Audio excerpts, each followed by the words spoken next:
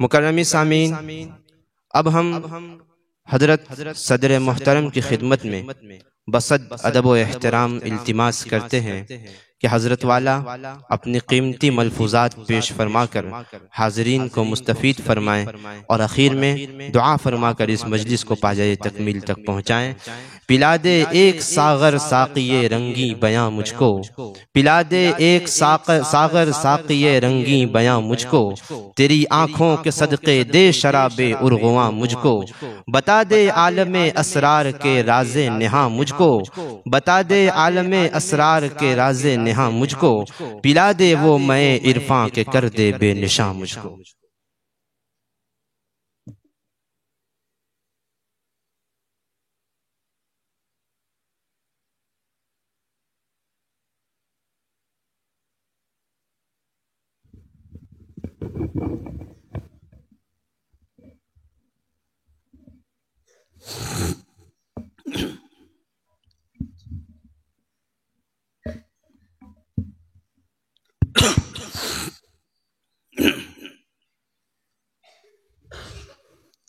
الحمدللہ رب العالمین والصلاة والسلام على سید المرسلین وعلى آلہ واصحابہ اجمعین۔ قال اللہ تبارک وتعالی فی الکلام المجید والفرقان الحمید، اعوذ باللہ من الشیطان الرجیم، بسم اللہ الرحمن الرحیم۔ وعد اللہ الذین آمنوا منکم وعملوا الصالحات لَيَسْتَخْلِفَنَّهُمْ فِي الْأَرْضِ كَمَا اسْتَخْلَفَ الَّذِينَ مِنْ قَبْلِهِمْ وَلَيُمَكِّنَنَّ لَهُمْ دِينَهُمُ الَّذِي ارْتَضَىٰ لَهُمْ وَلَيُبَدِّلَنَّهُمْ مِنْ بَعْدِ خَوْفِهِمْ أَمْنًا يَعْبُدُونَنِي لَا يُشْرِكُونَ بِي شَيْئًا۔ صدق اللہ العظیم وصدق رسولہ النبی الکریم، ونحن على ذلك لمن الشاہدین والشاکرین، والحمد للہ رب العالمین۔ محترم و مکرم حضرت محتمیم صاحب، شیخ الحدیث مولانا مفتی محمد صاحب، حضرات اساتذہ کرام، مہمانان اعظام اور عزیز طلبہ، ماشاء اللہ چند گھنٹوں سے ہم اپنے طلبہ عزیز کی بہترین تقاریر سن رہے تھے۔ چھوٹے بچوں میں جرأت، الفاظ کے ترادفات، اس کی رعایت کرتے ہوئے ان کو تقاریر سپرد کی گئی، اور بڑے طلبہ عزیز کو معانی، آیات، احکام اور تھوڑی علمی اعتبار کی تقاریر سپرد کی گئی۔ یہ حضرات اساتذہ کرام کی بڑی دور رس نگاہیں ہیں۔ انہوں نے طلباء کے عمر، ان کے علم اور ان کے جذبات اور ان کی جرأت کا لحاظ کرتے ہوئے ماشاء اللہ جو تقاریر سپرد کی گئی، ہر ایک اپنے موضوع کے اعتبار سے، مختصر وقت کے اعتبار سے بڑی قیمتی اور بڑی معنی خیز تھی۔ اللہ تبارک تعالی حضرات اساتذہ کرام کی ان خدمات کو قبول فرمائے، اور ان کی اس محنت پر، آپ کو پورے اترنے پر اللہ تبارک تعالی جزائے خیر عطا فرمائے۔ آپ طلبہ عزیز نے من وعن اساتذہ سے لیا، ایک ایک نوک و پلک کو درست کرنے میں اپنی اصلاح سمجھی، اور اپنے آپ کو مکمل تیاری کر کے آپ نے پیش کیا۔ اللہ تبارک تعالی ہم تمام کی ان سعی کو قبول فرمائے، اور دین متین کے علم بردار بنا کر امت مسلمہ تک اللہ کے دین کو پہنچانے والا ہمیں بنائے، بلکہ عالم کو پہنچانے والا اللہ پاک ہمیں بنائے۔ لیتفقہوا فی الدین ولینذروا قومہم اذا رجعوا الیہم کا اللہ پاک ہمیں مصداق بنائے۔ عزیز طلبہ، آپ حضرات نے جتنے موضوعات منتخب فرمائے، ان میں سے کچھ کا تعلق بین الاقوامی حالات سے، کچھ کا تعلق ایمانیات سے، اور کچھ کا تعلق ہندوستان کے موجودہ حالات کے اعتبار سے، مختلف عناوین پر آپ حضرات نے گفتگو فرمائی۔ ماشاء اللہ اسی طرح مکالمہ بھی ملک شام کے سلسلے میں آپ حضرات نے پیش کیا۔ عزیز طلبہ، آدمی محنت کرتا ہے، والذین جاہدوا فینا لنہدینہم سبلنا، اللہ پاک ہماری محنتوں کو قبول فرماتے ہیں۔ اللہ تبارک و تعالی کام کرنے والے کو کرتے کرتے اس کے کام کا صلہ عطا فرماتے ہیں۔ ہمارا یہ دین ہے جس میں اللہ تبارک و تعالی نے ہمیں جناب نبی اکرم صلی اللہ علیہ وسلم کی سیرت، آپ کے صحابہ کرام کا اسوہ اور کتاب و سنت کا، احکام اسلامی کا، عقائد اور دین کے دوسرے تمام شعبوں کا ایک وسیع و عریض علم اللہ تبارک تعالیٰ نے اس دین کے ساتھ وابستہ فرمایا ہے۔ اس لیے قیامت تک کے لیے جب یہ دین ہے، اس کو مختلف حالات سے گزرنا ہوگا۔ دین پر اور دین کے علم برداروں پر وہ تمام حالات آئیں گے جو انبیاء سابقین کی امتوں پر انفرادی طور پر آئے۔ اللہ تبارک تعالیٰ نے انبیاء کرام علیہ السلام کی ایک بہت بڑی تعداد کو بھیجا، منہم من قصصنا علیک ومنہم من لم نقصص علیک۔ کچھ کے قصے اللہ پاک نے کلام پاک میں بیان فرمائے اور کچھ کے واقعات کو اللہ پاک نے کلام پاک میں ذکر نہیں فرمائے، لیکن مجموعی طور پر 25 انبیاء کرام علیہ السلام کا نام لے کر اللہ پاک نے ان کے مخصوص حالات کو ذکر فرمایا۔ ہر نبی کے ساتھ ان واقعات کو ذکر کیا جس کا دوسرے نبی کی ذات کے ساتھ تعلق نہیں تھا۔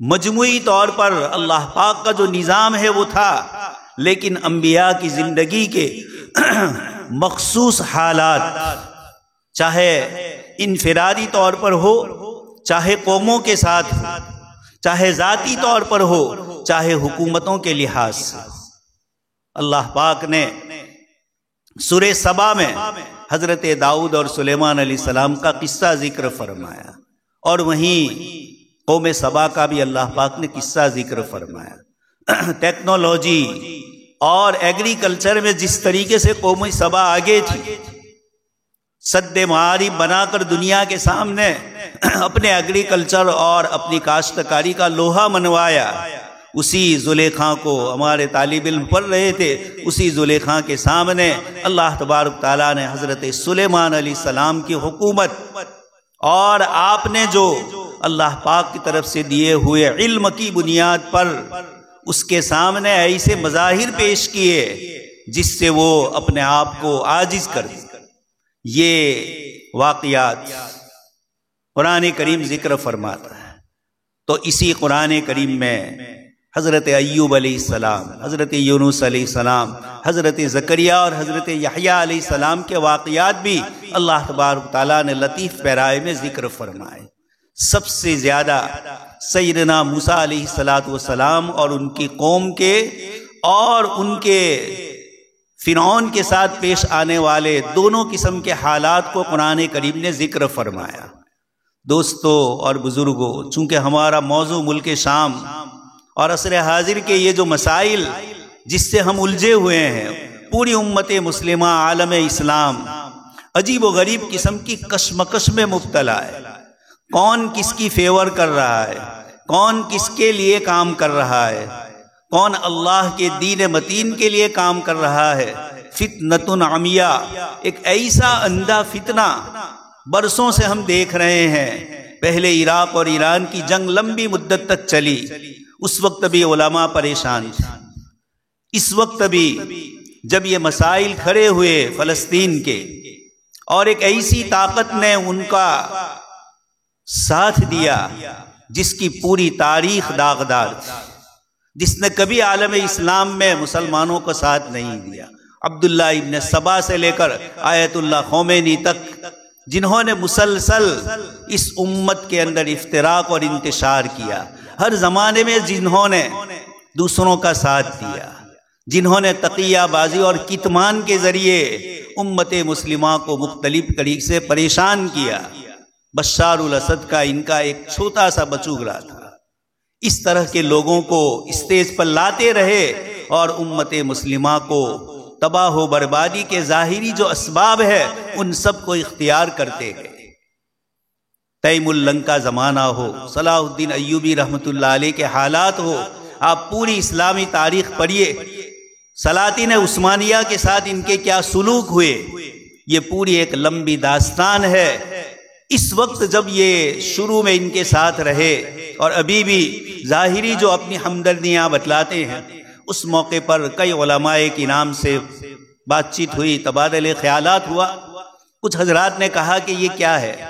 میں نے کہا میں خود اس کو سمجھنے سے قاصر، جنہوں نے ملک شام کو تباہ کیا، جنہوں نے عراق کی اینٹ سے اینٹ بجائی، جنہوں نے یمن میں سنیوں پر حد سے زیادہ ظلم کیا، ابو بکر و عمر نام رکھنا جن کے یہاں گناہ تھا، ایسی قوم جب ہماری مدد کے لیے آئے یہ سمجھ میں نہیں آ رہا۔ تو دوستو اور بزرگوں، ہر ایک کے ہر زمانے میں اپنے اپنے مفادات رہے۔ قرآن کریم نے ہمیں کچھ اصول اور ضابطے بتلائے، صحابہ کرام کی عملی زندگی کے ساتھ ہمیں ایک اسوہ اور نمونہ بتا دیا کہ اللہ پاک کے دین کے لیے حضرت معاویہ رضی اللہ تعالیٰ عنہ سے جب رومی حاکم نے، ہرقل نے جب بات فرمائی، آپ نے فرمایا کہ حضرت علی کے لشکر کا پہلا سپاہی معاویہ ہوگا۔ یہ صحابہ کرام کی وہ بصیرت تھی، ان کی وہ سوجھ تھی جو جناب نبی اکرم صلی اللہ علیہ وسلم کی صحبت سے ان کو ملی تھی۔ اس لیے کتاب اللہ نے جو اصول اور ضابطے ذکر کیے، میں اور آپ انبیاء کرام علیہ السلام کے قصے سنتے تھے۔ سیدنا موسیٰ علیہ السلام کو فرعون سے کیسے نجات ملی، اللہ پاک نے سورہ قصص میں جو مناظر ذکر فرمائے اور جس انداز سے اللہ پاک نے فرمایا الذین استضعفوا فی الارض، جن کو زمین میں کمزور سمجھا گیا تھا، وَنُمَكِّنَ لَهُمْ فِي الْأَرْضِ وَنُرِيَ فِرْعَوْنَ وَحَامَانَ وَجُنُودَهُمَا۔ اللہ پاک فرماتے ہیں کہ فرعون اور حامان، برسوں سے فرعون جو محنت کر رہا تھا، بنی اسرائیل کو ذبح کر رہا تھا، اللہ پاک نے اس کے گھر میں سیدنا موسیٰ علیہ السلام کی پرورش فرمائی۔ یہ واقعات تھے جو ہم اور آپ قرآن کریم کے فصاحت و بلاغت اور بہت لطیف انداز میں قرآن کریم نے اس کو جس طرح ذکر فرمایا۔ حضرت موسیٰ علیہ السلام کی والدہ کا قرآن نے منظر ذکر فرمایا، وَأَصْبَحَ فُؤَادُ أُمِّ مُوسَىٰ فَارِغًا۔ حضرت امام بخاری رحمۃ اللہ علیہ فرماتے ہیں کہ فارغہ، ہر چیز سے موسیٰ علیہ السلام کی والدہ فارغ ہو گئی، بے توجہ ہو گئی، اور صرف اپنے صاحبزادے حضرت موسیٰ علیہ السلام کی طرف متوجہ ہوئی۔ ایسے موقع پر خطرہ تھا کہ اپنے غم اور اپنی تکلیف اور اپنے حزن و ملال میں یہ کسی عورت کے سامنے کہہ دے کہ میں اس لیے پریشان ہوں کہ میں نے اپنے بیٹے کو اللہ پاک کی طرف سے آنے والے الہام کی بنیاد پر میں نے اس کو فَأَلْقِيهِ فِي الْيَمِّ کا مصداق بنا دیا۔ اللہ پاک نے اس موقع پر لولا اور ربطنا علی قلبہا فرمایا۔ یہی جملہ اصحاب کہف کے لیے اللہ پاک نے فرمایا کہ اللہ پاک نے ان کے قلوب کو باندھ دیا۔ یہ ربط قلب کیا ہے؟ اللہ پاک کی طرف سے اس کے نیک اور صالح بندوں کے لیے اللہ پاک کا انتظام ہوتا ہے، شرح صدر ان کو نصیب ہوتا ہے، اور اس بنیاد کے اوپر اللہ پاک کی طرف سے یہ فیضان ان پر ہوتا ہے۔ تو اللہ پاک فرماتے ہیں فَأَلْقِيهِ فِي الْيَمِّ وَلَا تَخَافِي وَلَا تَحْزَنِي إِنَّا رَادُّوهُ إِلَيْكِ وَجَاعِلُوهُ مِنَ الْمُرْسَلِينَ۔ صرف حضرت موسیٰ کو تم تک پہنچاؤں گا نہیں، بلکہ وَجَاعِلُوهُ مِنَ الْمُرْسَلِينَ، ہم اس کو انبیاء کرام علیہ السلام میں سے، رسولوں میں سے ہم ان کو بنائیں گے۔ یہ مستقبل کا اللہ پاک کی طرف سے سیدنا موسیٰ علیہ السلام کی والدہ کو وعدہ ہو رہا ہے۔ یہ قرآن کریم کی آیات اور پھر عملی زندگی میں جو واقعات اور حالات پیش آئے، اللہ پاک نے یہ سب کچھ کر کے بتلایا۔ بدر و حنین کے واقعات ہمارے سامنے ہیں، صلاح الدین ایوبی نے کس طریقے سے بیت المقدس کو فتح کیا، عماد الدین زنگی اور ان کے درمیان کس طریقے سے مصلحتیں ہوئی، اور کیسے کیسے اس موقع پر مسلمانوں میں غدار پیدا ہوا۔ یہ ہر زمانے میں رہے، آپ جانتے ہی ہیں میر جعفر اور میر صادق نے ہندوستان کو انگریزوں کے حوالے کر دیا۔ حضرت مولانا سید ابو الحسن علی ندوی رحمۃ اللہ علیہ، شرق اوسط کی ڈائری، آپ کا روزنامہ ہے جو آپ عرب ملکوں میں سفر کرتے ہوئے تشریف لے گئے اور آپ نے وہاں پر روزانہ کی ڈائریاں لکھی، وہاں کے حالات لکھے۔ حضرت کی باتوں کا خلاصہ یہ ہے کہ یہ جو بیت المقدس اور فلسطین کا المیہ پیش آیا، اس کے پیچھے برسوں سے انگلینڈ اور فرانس جو دنیا کی اس وقت کی سپر پاور طاقتیں تھیں، دونوں نے کردار ادا کیا، لیکن اندر کے بھی بہت سے لوگ تھے جو اپنے ذاتی مفاد کے لیے مسلمانوں کے ساتھ غداری کر رہے تھے۔ اسی میں بیت المقدس جب گیا 1967 کی 68 کی جنگ میں، حافظ اسد کا ایک بہت بڑا کردار اس میں تھا۔ بعد کے حالات نے بتلا دیا کہ کس طریقے سے حافظ اسد نے امت مسلمہ کے ساتھ دھوکہ بازی سے کام لیا۔ خیر عزیز طلبہ، یہ چیزیں تو دنیا کی سیاست، اور اس کے ساتھ چونکہ بیت المقدس انبیاء کرام کی سرزمین کا اور جناب نبی اکرم صلی اللہ علیہ وسلم کا انبیاء کی امامت کرانے کا، اور اللہ پاک نے من المسجد الحرام الى المسجد الاقصی، اللہ پاک نے جس کو فرمایا، حضرت علامہ سید سلیمان ندوی رحمۃ اللہ علیہ فرماتے ہیں یہود کی کتاب میں لکھا ہوا تھا کہ آخری نبی جو تشریف لائیں گے وہ ذو القبلتین ہوں گے، دونوں قبلوں کی طرف ان کو رخ کروایا جائے گا۔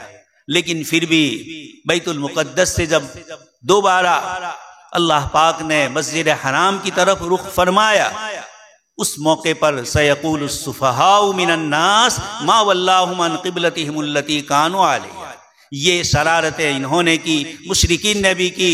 آیت کی تفسیر میں دونوں باتیں ہیں، لیکن یہود کو تو معلوم تھا۔ دوسری چیز اللہ تبارک تعالیٰ نے جو فرمائی، جناب نبی اکرم صلی اللہ علیہ وسلم نے انبیاء کرام علیہ السلام کی امامت فرمائی مسجد اقصی میں، چاہے جاتے ہوئے ہو چاہے واپسی میں ہو۔ مفسرین کا اختلاف ہے، لیکن زیادہ مناسب ہے واپسی میں آپ صلی اللہ علیہ وسلم نے امامت کروائی۔ یہ امامت مسجد حرام میں بھی کروائی جا سکتی تھی، لیکن برسوں سے جو انبیاء کی سرزمین رہی، جو قبل اول رہا، اور برسوں سے جس کی طرف انبیاء کرام علیہ السلام رک کر کے نماز پڑھتے تھے، اللہ پاک نے بیت المقدس اور مسجد اقصی میں نماز پڑھوا کر بتلا دیا کہ یہ نبی اب قیامت تک اللہ پاک کی طرف سے خاتم النبیین بن کر تشریف لائے ہیں، اس لیے دونوں قبلے اور انبیاء کرام کی امامت انہی کی طرف منسوب ہے۔ یہ وہ خاتم النبیین کا ایک حصہ ہے، اللہ تبارک تعالیٰ نے اس کو اس طریقے سے مکمل فرمایا۔ تو جو حالات ہمارے سامنے، یہ اللہ پاک کا ایک نظام ہے۔ اللہ پاک نے صحابہ کرام، تابعین اور بعد کے ادوار میں، مولانا اسماعیل ریحان صاحب کی کتاب آ چکی ہے تاریخ ملت اسلامیہ، 5 جلدوں میں، دوسری کتابوں کے مقابلے میں تاریخ کے اندر جو باتیں ذکر کی جاتی ہے، حضرت مولانا نے کوشش کی ہے تھوڑا فلسفے تاریخ بھی بتلانے کی۔ شیعیت سنیت کے مسئلے کو بھی ذکر کیا ہے، ویسے ابن خلدون ان کا مستقل مقالہ ہی ہے، اور جس کو یورپ آج بھی مان رہا ہے کہ فلسفے تاریخ میں یہ سب سے پہلی کتاب تھی۔ عجیب و غریب فلسفے آپ نے ذکر کیے ہیں، اسی میں لکھا ہے جب کوئی قوم بالکل عروج پر ہوتی ہے، اسی موقع پر زوال کے جراثیم شروع ہو جاتے ہیں، لیکن عروج اور ظاہری دبدبے کی وجہ سے محسوس نہیں ہوتا ہے۔ اسی لیے حضرت ابو درداء رضی اللہ تعالیٰ عنہ جس وقت ایران فتح ہوا، مدائن فتح ہوا، مسلمان خوش ہو رہے تھے اور صحابی رسول اشکبار ہو رہے تھے۔ کسی نے پوچھا کہ کیا بات؟ فرمایا انہوں نے اللہ پاک کی نافرمانی کی تو اللہ پاک نے ان سے حکومت لے کر ہمیں عطا فرمائی۔ کل اگر ہم بھی اللہ پاک کے احکام کی خلاف ورزی کریں گے تو اللہ پاک وَتُعِزُّ مَن تَشَاءُ وَتُذِلُّ مَن تَشَاءُ، اللہ پاک اس کو ہم سے لے لے۔ ان کی نظریں فتوحات پر نہیں تھی۔ جناب نبی اکرم صلی اللہ علیہ وسلم فتح مکہ کے موقع پر کس انداز سے تشریف لائے، پہچاننا مشکل ہو رہا تھا۔ تو اللہ تبارک تعالیٰ نے یہ واقعات تو بتلائے ہی تھے، لیکن ہم جیسے کمزور ایمان والوں کے لیے گزشتہ 10 سال میں بلکہ 4 سال میں اللہ پاک نے 2 بڑے واقعات ذکر کیے۔ ایک طرف اللہ پاک نے افغانستان کے نہتے لوگ جو اس سے پہلے سوویت یونین سے 20 سال لڑ چکے تھے، پھر آپس میں لڑ رہے تھے، اور پھر اس کے بعد امریکہ سے لڑائی، ناٹو سے لڑائی، مسلسل 50 سال سے جس قوم کی ساری صلاحیتوں کو، ساری توانائیوں کو اپنے ظاہری جسم اور اپنے ملک کی حفاظت کے لیے رکھنے کے لیے ان کے ہر کام سے ان کو دور کر دیا تھا، اور تعلیمی تعمیر اور ترقیات سے جو قوم دور تھی، اللہ پاک نے بتلا دیا رات کے اندھیرے میں سپر پاور کس طریقے سے یہاں سے نکل گئی۔ یہ اللہ پاک بتلاتے ہیں۔ آپ کے سامنے میں نے آیت پڑھی تھی، اللہ پاک اس میں فرماتے ہیں وعد اللہ الذین آمنوا وعملوا الصالحات، ایمان اور اعمال صالحہ۔ جب بھی یہ بات ہم کرتے ہیں، ہمارے بہت سارے مسلمان بھائی کہتے ہیں مولویوں کو کیا دھندا ہے، یہ نماز کے لیے، دین کے لیے، ایمان، ان کے سامنے ترقی اور تنزل کی پوری داستان ان 2 چیزوں میں ہی لگی ہوئی۔ دوستو، اللہ تبارک و تعالیٰ نے ہمیں آنکھوں سے دکھلایا، مسلمان کمیونزم کی طرف گئے۔ ایک لمبی ٹیم ہے ہمارے بڑے بڑے سربراہوں کی، صدام حسین ہو، غدافی ہو، یاسر عرفات ہو، حافظ اسد ہو، یہ سارے وہ تھے جو کمیونسٹ بلاک سے تعلق رکھتے تھے۔ یمن میں بھی 2 حصے تھے، اور دوسری طرف کچھ لوگ وہ تھے جن کا تعلق کیپیٹلزم اور سرمایہ دارانہ ممالک سے تھا۔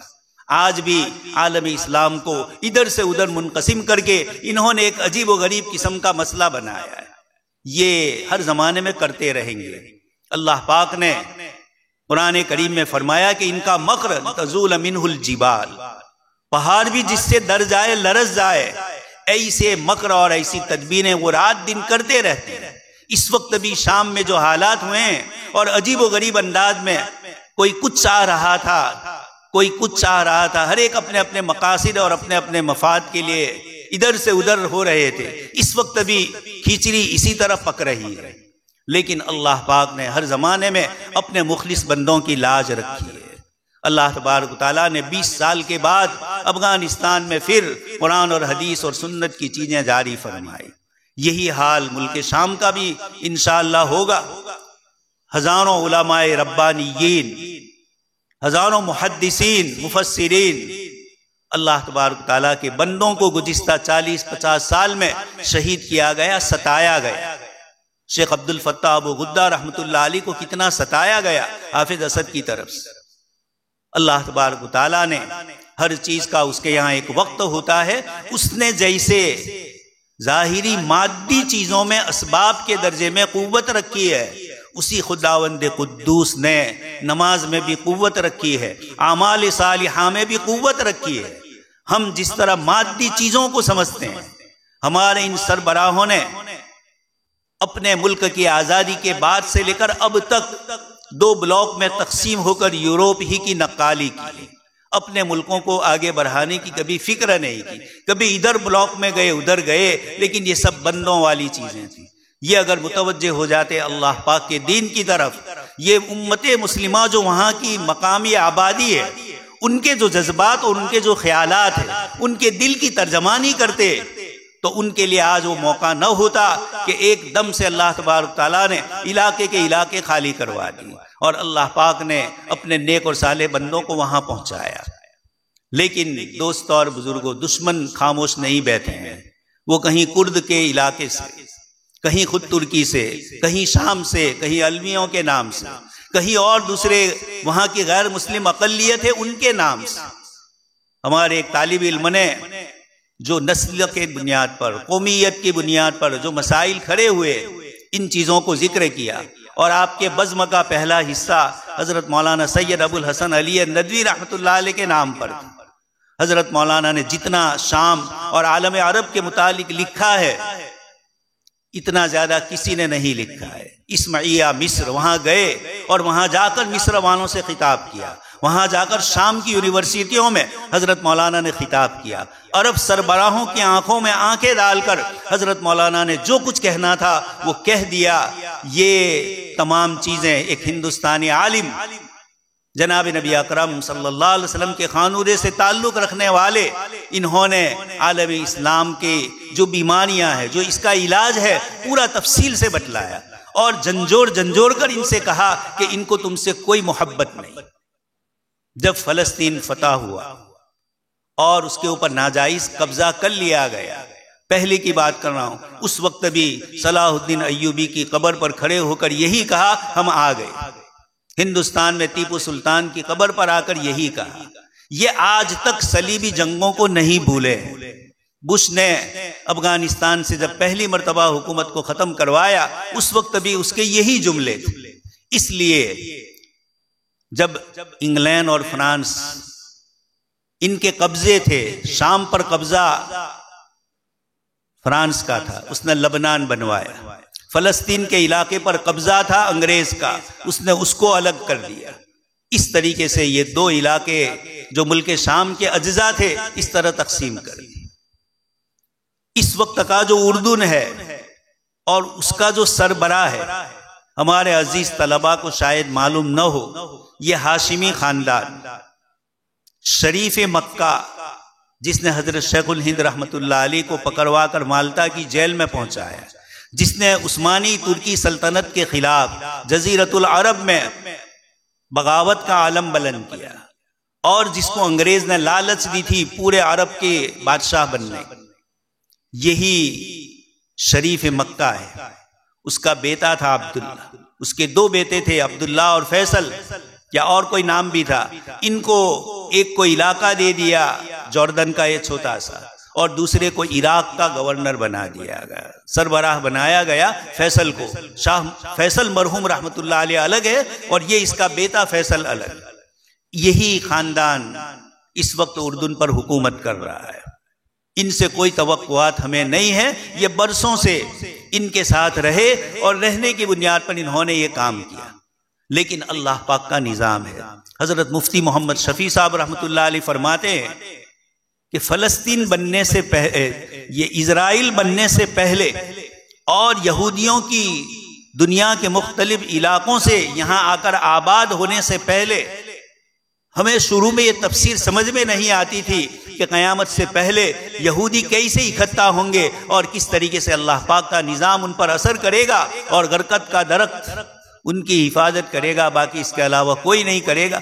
یہ جو مناظر ہے، چونکہ دنیا کے مختلف ملکوں میں یہ پھیلے ہوئے تھے، تصور نہیں تھا، اللہ پاک نے اسرائیل کو وجود بخشا۔ دنیا کے مختلف علاقوں سے آئے اور برسوں سے یوروپ کی اکونومک کو، وہاں کے اقتصادی نظام کو کھا چکے تھے یہودی، اس لیے ہر ایک ان سے پریشان تھا، اور وہ چاہتے تھے کہ کسی طرح یہ یہاں سے نکل کر ان کو کوئی ایک علاقہ دے دیا جائے۔ سلطان عبد الحمید کے زمانے میں کافی کچھ ہوا، لیکن حل نہیں ہوا، تو سلطنت عثمانیہ کو ختم کیا گیا۔ حضرت شیخ زکریا رحمۃ اللہ علیہ آپ بیتی میں فرماتے ہیں کہ اس صدی کا سب سے بڑا عالمیہ خلافت کا ختم ہونا ہے۔ پھینک دی ترک نادان نے خلافت کی قبا، یہ جو ہو چکا، اللہ پاک نے اس مرد دانا کو کھڑا کیا، مرد نانا سے دانا کی طرف وہ آ رہے ہیں، اور اللہ پاک نے شام کی فتح میں اس کا حصہ رکھا۔ ان کے بھی اپنے ذاتی مقاصد بھی ہوتے ہیں، ذاتی مصالح بھی ہوتے ہیں۔ دنیا میں ایک چیز سے ایک آدمی پوری حکومت نہیں کر سکتا، مختلف حالات ان کے پیش نظر ہوتے ہیں، اور مختلف چیزوں سے ان کو ڈرانا ہوتا ہے، مختلف چیزوں سے ان کی آزمائشیں ہوتی ہے۔ یہ اللہ پاک کا ایک نظام ہے، اس کائنات کے اندر اللہ تبارک تعالیٰ نے اس نظام کے مطابق اس کو چلایا، اور اللہ تبارک تعالیٰ نے ایسے اپنے بندوں کو کھڑا کیا جو نہتے ہیں بیچارے، لیکن اللہ پاک نے کامیاب فرمایا۔ تو اللہ پاک نے فرمایا وَعَدَ اللَّهُ الَّذِينَ آمَنُوا مِنْكُمْ وَعَمِلُوا الصَّالِحَاتِ، ایمان اور اعمال صالحات۔ اسی طرح امر بالمعروف دوسری آیت میں فرمایا الَّذِينَ إِن مَّكَّنَّاهُمْ فِي الْأَرْضِ أَقَامُوا الصَّلَاةَ وَآتَوُا الزَّكَاةَ وَأَمَرُوا بِالْمَعْرُوفِ وَنَهَوْا عَنِ الْمُنكَرِ۔ حکومت دینے کے بعد ذمہ داریاں کیا ہوگی، وہ بھی اس آیت میں اللہ پاک نے ذکر فرما دی۔ اور الَّذِينَ إِن مَّكَّنَّاهُمْ فِي الْأَرْضِ، اللہ پاک فرماتے ہیں حکومت ہم دیتے ہیں، اسباب ہم مہیا کرتے ہیں، مسبب الاسباب ہو کر ظاہری اسباب موافق نہیں ہوتے ہیں، لیکن الذین ان مکناہم، تمکین ہماری طرف سے ہوتی ہے، اور اس میں پھر کوئی رکاوٹ نہیں آ سکتی۔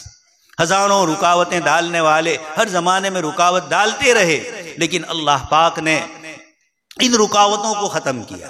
تو ایمان اور اعمال صالحہ، امر بالمعروف نہی عن المنکر، یہ وہ بنیادیں ہیں جس پر اللہ پاک نے حکومت کو قائم فرمایا۔ عبادی الصالحون کی جو صفات قرآن نے ذکر فرمائی، اللہ پاک نے اس کے بعد وعدے فرمائے لَيَسْتَخْلِفَنَّهُمْ فِي الْأَرْضِ كَمَا اسْتَخْلَفَ الَّذِينَ مِن قَبْلِهِمْ، پہلوں کو جیسے خلافت فی الارض اللہ پاک نے عطا فرمائی، اللہ پاک تمہیں بھی عطا فرمائیں۔ یہ وعدہ اللہ پاک فرماتے ہیں وَمَنْ أَصْدَقُ مِنَ اللَّهِ قِيلًا، اللہ کا وعدہ مفعولہ ہو کر رہتا ہے۔ ایک تو یہ چیز فرمائی وَلَيُبَدِّلَنَّهُمْ، اس کے بعد وَلَيُمَكِّنَنَّ لَهُمْ دِينَهُمُ الَّذِي ارْتَضَىٰ لَهُمْ، اللہ پاک فرماتے ہیں اللہ پاک اپنے اس دین متین کو جو ان کے لیے اللہ نے منتخب کر دیا اور جس دین کی حفاظت کے لیے ان کو اسباب کے درجے میں اللہ پاک نے رکھا، اللہ پاک فرماتے ہیں وَلَيُمَكِّنَنَّ لَهُمْ دِينَهُمُ الَّذِي ارْتَضَىٰ لَهُمْ، یہ دین اللہ کی رضامندی والا ہے۔ اللہ پاک نے ہم سب کو اس دین متین کی رضامندی کے ظاہری چوکیدار بنایا ہے۔ اللہ پاک کا فضل ہے، احسان ہے۔ ہمارے طالب علموں نے مدارس کے سلسلے میں جو آیت ذکر فرمائی، حضرت مولانا علی میاں صاحب ایک اور آیت پڑھتے تھے وَاذْكُرْنَ مَا يُتْلَىٰ فِي بُيُوتِكُنَّ مِنْ آیَاتِ اللَّهِ، ازواج مطہرات کو اللہ پاک بطور تمنن کے، بطور احسان کے فرماتے ہیں کہ یہ احسان ہے کہ تم جس نبی کے گھر میں ہو تمہارے گھروں میں اللہ کی آیات کی تلاوت کی جاتی، حکمت احادیث مبارکہ کی باتیں بتلائی جاتی۔ یہ اللہ پاک ازواج مطہرات کو احسان کے موقع پر فرماتے ہیں اور دنیا کے مقابلے میں فرماتے ہیں۔ اگلی آیت آپ جانتے ہیں نفقے کی زیادتی کے سلسلے کی، 21ویں پارے کی آخری آیت ہے اور 22ویں پارے کی شروع کی آیت ہے۔ اللہ پاک نے فرما کر اشارے بھی کر دیے کہ اللہ پاک کے یہاں آخرت والے اعمال دنیا کے مقابلے میں آخرت کو ترجیح ہے، اور جب دنیا میں آخرت والے اعمال کرو گے دنیا اتت الدنیا وہی راغمۃ، اللہ پاک عطا فرمائیں گے۔ اس لیے عزیز طلبہ، یہ مدارس اسلامیہ میں ہماری حاضری اور یہ سب شب و روز کی ہماری زندگی، یہ اس آیت کا مصداق ہے کہ اللہ پاک کا احسان مانو کہ اللہ نے مدرسوں میں بھیجا جہاں رات دن قرآن اور حدیث کی تعلیم ہوتی۔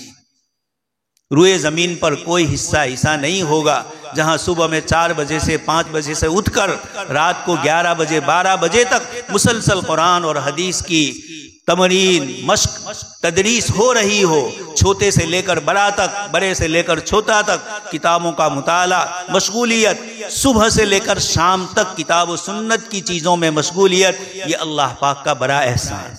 لیکن ہمارے ایک طالب علم نے موبائل پر گفتگو کی، اس لیے عزیز طلبہ یہ ہمارے لیے سم قاتل، اس سے بچا جائے۔ فارغ ہونے کے بعد اس سے بہت سارے اثباتی کام آپ بعد میں لے سکتے ہیں۔ حضرت مولانا مفتی محمد تقی صاحب دامت برکاتہم ایسے حضرات جو اپنا علمی کام بھی انہی سے لے رہے ہیں، لیکن طالب علم کے زمانے میں ابھی یہ ہمارے لیے نقصان دہ ہے، ہزاروں لاکھوں قسم کی چیزیں اس میں آتی ہے۔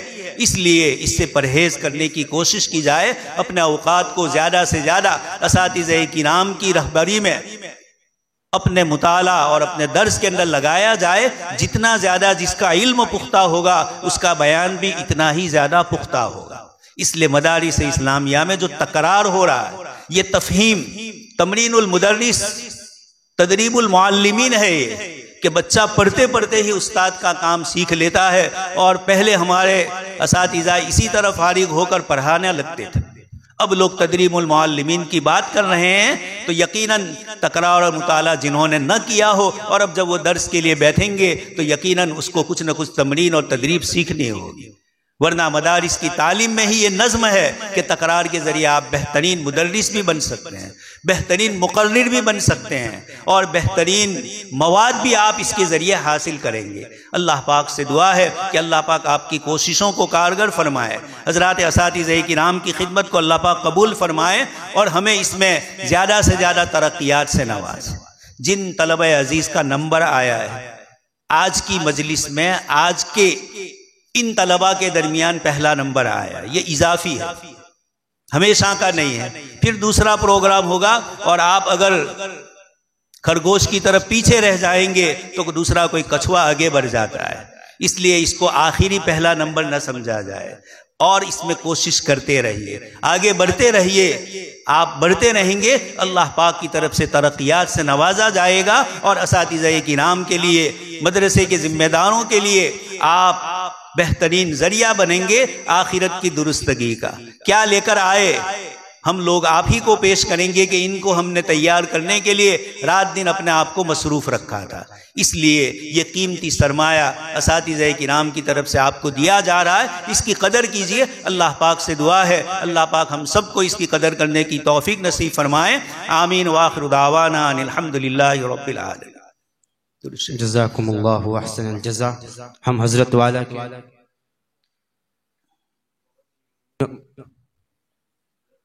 بہت ہی ممنون و مشکور ہیں کہ حضرت والا اپنی دقیقہ سنجیوں سے ہمیں مستفید فرما رہے تھے اور ہمارے سامنے اپنی قیمتی نصائح رہے تھے۔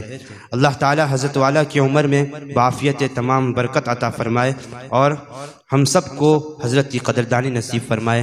ہم حضرت سے گزارش کرتے ہیں کہ اپنی مستجاب دعا سے محفل کا اختتام فرمائے۔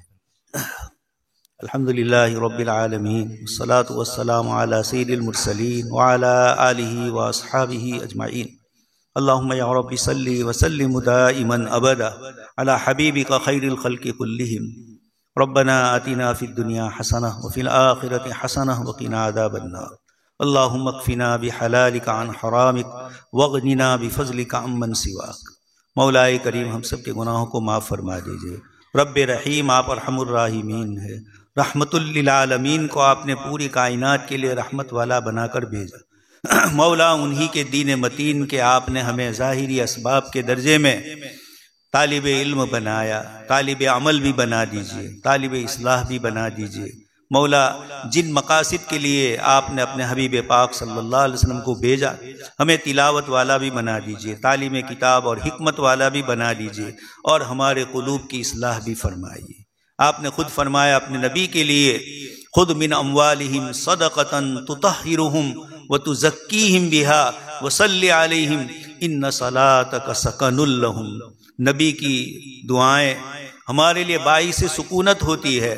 نظر اللہ امرأن، اور طالب علموں کے لیے جو دعائیں آپ صلی اللہ علیہ وسلم نے فرمائی، مولا کریم ہمیں حقیقی تعلیم علم بنا کر اس کا مصداق بنا دیجیے۔ مولا ہماری غلطیوں کو معاف فرما دیجیے، ہمیں اپنے اساتذہ کی طرف تعلیمی اعتبار سے متوجہ فرمائیے، دنیا کے دوسرے مشغلوں سے فارغ کر کے ہمیں آپ اپنے دین متین کے لیے فارغ کر دیجیے۔ رب کریم باطل مذہب والے اپنے معصوم سے بچوں کو دین اور دین کے خلاف تیار کرنے کے لیے رات دن کوششوں میں لگے ہیں۔ الغزو الفکری کی ہزاروں نئی نئی شکلیں نکلی ہے، لیکن رب کریم تو نے فرمایا واللہ متم نورہ ولو کرہ المشرکون۔ مولا آپ کے اس نور کے اتمام کے لیے ہمیں سبب کا درجہ دے دیجئے۔ ان عزیز طلباء نے جو کچھ اپنے الفاظ کے ذریعے ظاہر کیا، رب کریم تو اس کو قبول فرما کر ان کو مستقبل میں اپنے دین متین کے علم بردار بنا دیجیے۔